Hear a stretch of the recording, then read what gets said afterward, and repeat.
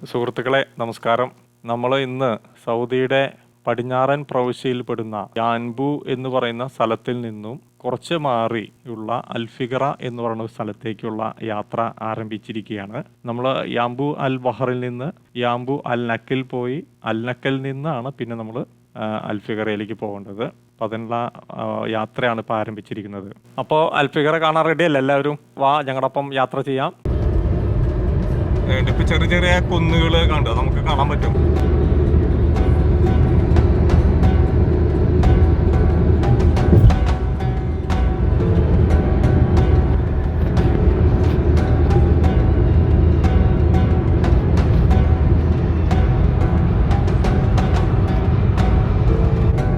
വളരെ ചരിത്രാതീതമായ കാലഘട്ടം എന്നെല്ലാം പോലെ അതുകൊണ്ട് നൂറ്റാണ്ടുകളോളം പഴക്കമുള്ളൊരു സമൂഹം ഇവിടെ നിലവിലുണ്ടായിരുന്നു.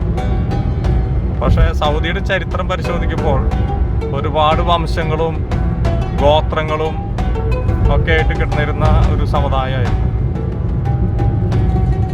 അതെല്ലാം കൂടി ഒന്നിപ്പിച്ചത് കിങ് അബ്ദുൽ അസീസ് ആണ്. അതെല്ലാം കൂടി എല്ലാം ഒന്നിപ്പിച്ച് ഒരു രാജ്യമെന്ന രീതിയിൽ 1930 ഇത് കിങ്ഡം ഓഫ് സൗദി അറേബ്യ അല്ലെങ്കിൽ സൗദിയുടെ ഒരു രാജ്യമാക്കി മാറ്റിയത്. അപ്പോൾ 1930 മുതലേ ആണ് ശരിക്ക് ഇതിൻ്റെ സൗദിയുടെ ഒരു ആധുനിക സൗദിയുടെ കാലഘട്ടം എന്ന് നമുക്ക് വേണമെങ്കിൽ പറയാം. പക്ഷെ അവിടുന്ന് അങ്ങോട്ട് ഒരുപാട് പുരോഗതി നേടി. എണ്ണ ഖനനം ആരംഭിച്ചപ്പോഴും അതുമായി ബന്ധപ്പെട്ട ഒരുപാട് വ്യവസായങ്ങൾ വന്നപ്പോഴും സൗദിയുടെ സാമ്പത്തിക മേഖല ഒരുപാട് കരകയറിയത് 1960-കൾക്കൊക്കെ ശേഷമാണ്. അപ്പോൾ നല്ല രീതിയിലൊരു മുന്നേറ്റം നടത്താൻ സാധിച്ചു. വ്യത്യസ്തങ്ങളായി കിടന്നിരുന്ന ഗോത്രങ്ങളെല്ലാം ഒന്നിപ്പിച്ച് ഒരു പുരോഗമനത്തിൻ്റെ പാതയിലായിരുന്നു പിന്നീട് സൗദി ചരിച്ചത്.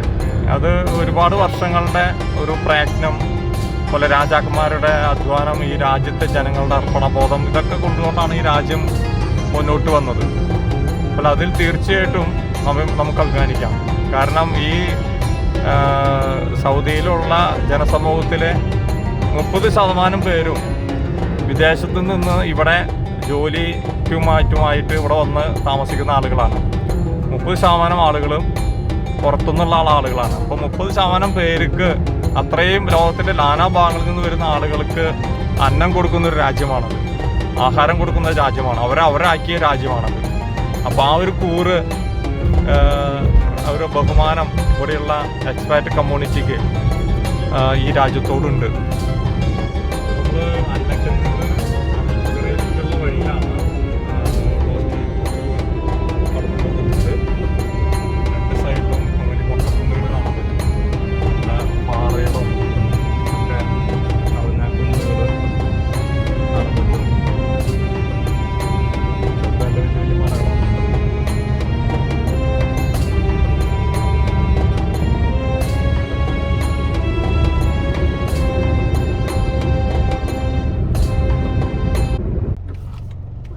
ഇതാണ് അൽഫിഗറയിലേക്ക് പോകുന്ന വഴിയുള്ള അൽ ഷാർജ എന്ന് പറയുന്ന ഒരു ചെറിയൊരു സെറ്റിൽമെൻറ്റ്, ചെറിയൊരു ഏരിയ ആണത്.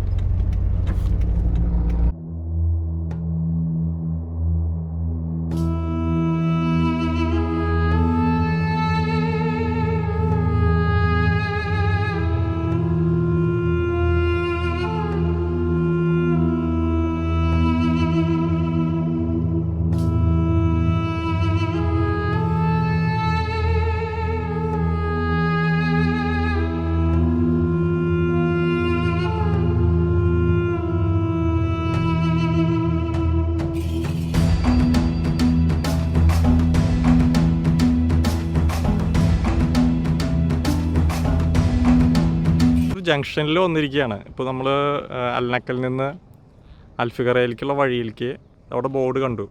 അവിടുന്ന് താഷ ബദർ ആ വഴിക്ക് അങ്ങോട്ട് ലെഫ്റ്റ് തിരിഞ്ഞ് പോയാൽ മദീന ഒക്കെയുള്ള വഴിയാണത്. ബദർ, താഷ, അത് ഇപ്പോൾ ആ വഴിക്ക് വേണമെങ്കിൽ തിരിഞ്ഞ് നമുക്ക് വരാം. ഇപ്പോൾ നമ്മൾ പോകുന്ന വഴി കുറച്ച് ദുർഘടമായൊരു വഴിയാണ്. അതിൻ്റെ ഒരു ജംഗ്ഷനാണ് ഇപ്പോൾ നമ്മൾ എത്തിച്ചേർന്നുള്ളത്. താഷയിലേക്കും ബദറിലേക്കും മദീനയ്ക്കൊക്കെ പോകുന്നത് ലെഫ്റ്റിലേക്ക്. നമ്മൾ ഇതിങ്ങനെ തിരിഞ്ഞിട്ട് നമ്മളിപ്പോൾ പോകുന്നത് അൽഫിഗറയിലേക്കുള്ള കുറച്ച് ദുർഘടമായൊരു വഴി കൂടി നമ്മൾ പോകാൻ പോകണം. ഓക്കെ,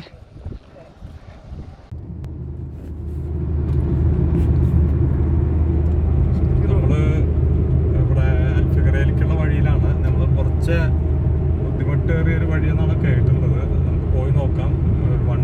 ഒരു സിംഗിൾ റോഡാണ്, പിന്നെ കുറച്ച് കുത്തിനുള്ള കയറ്റങ്ങളൊക്കെ ഉള്ള ഒരു വഴിയാണെന്ന് കേട്ടിട്ടുണ്ട്. അപ്പോൾ നമുക്ക് പോയി നോക്കുകയാണ് എന്തായാലും ആ വഴി കയറുമെന്നുള്ളത്. വണ്ടി കയറുമെന്ന് പ്രതീക്ഷിക്കാം. വലിയ മലനിരകളും കുന്നുകളൊക്കെ ഉണ്ട്.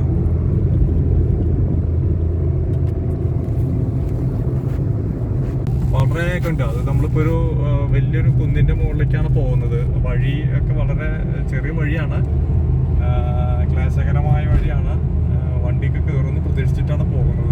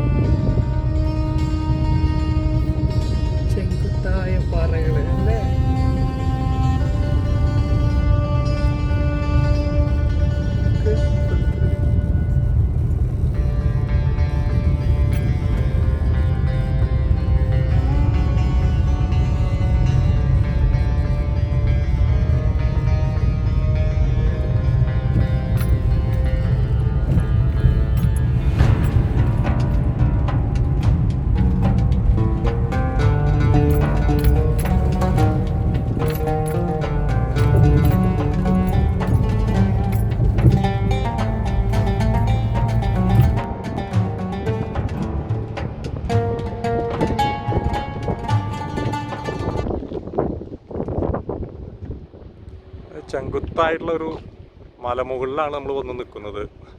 കണ്ട് വഴികളൊക്കെ ആകെ ഇടിഞ്ഞു മുടിഞ്ഞൊക്കെ എടുക്കുകയാണ്. ദുർഘടമായ വഴികളാണിത്.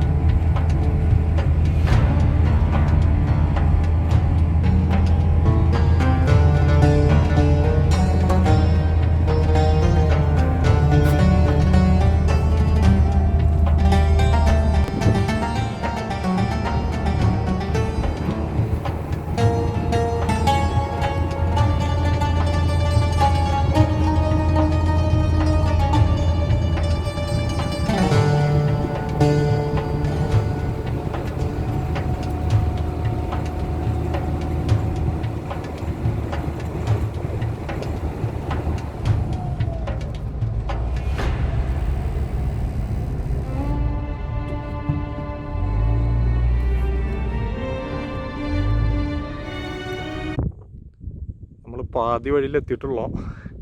ഇടയ്ക്ക് നിർത്തിയിട്ടിട്ട് വണ്ടി എടുക്കുകയാണ്. കണ്ടോ, ബൃഹത്തായിട്ടുള്ള മലനിരകളാണ്.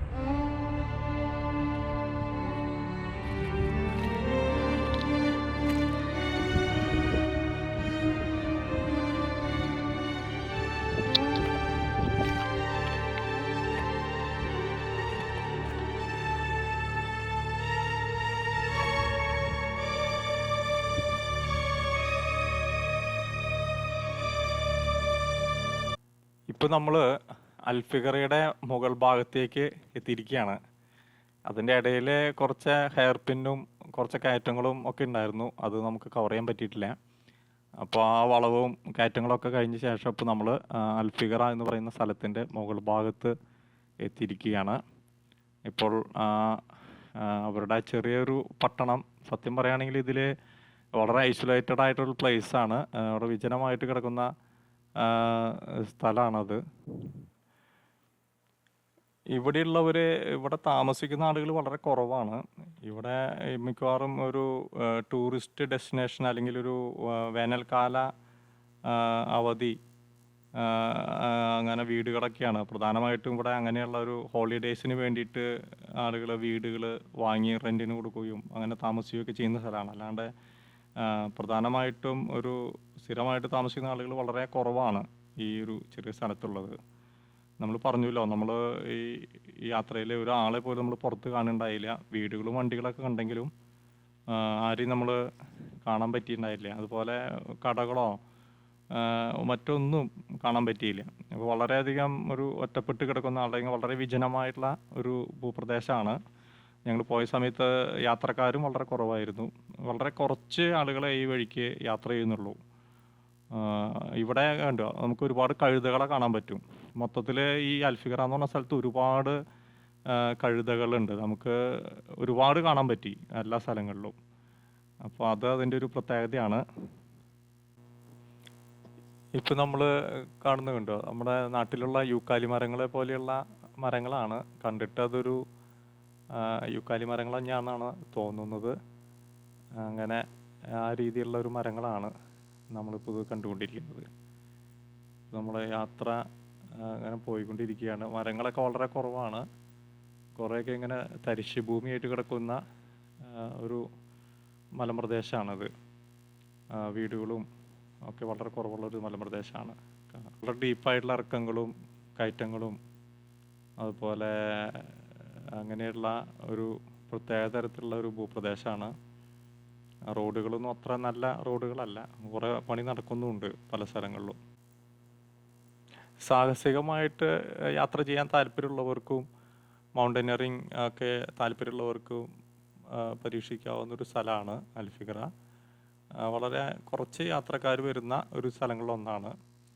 അപ്പോൾ നമ്മൾ ഇതിൽ മാപ്പിൽ നോക്കിയപ്പോൾ നാഷണൽ പാർക്ക് ഉണ്ട് എന്ന് കണ്ടിട്ട് നമ്മൾ വന്നെത്തിയ സ്ഥലമാണിത്. ഇതിൻ്റെ ഏറ്റവും ടോപ്പായിട്ടുള്ളൊരു സ്ഥലങ്ങളിൽ ഒന്നാണിത്. ഇവിടെ ഏകദേശം ഒരു 6000 അടി സമുദ്രനിരപ്പിൽ നിന്ന് ഒരു 6000 അടി 2000 മീറ്ററോളം മുകളിലാണ് ഇപ്പോൾ നമ്മൾ നിൽക്കുന്നത്. ഡീപ്പായിട്ടുള്ള ഒരു വലിയൊരു മലയുടെ മുകളിൽ ഉണ്ടോ നമ്മൾ നിൽക്കുന്നത്. ഇപ്പോൾ വെയിലുണ്ടെങ്കിലും ചൂട് കുറവാണ്.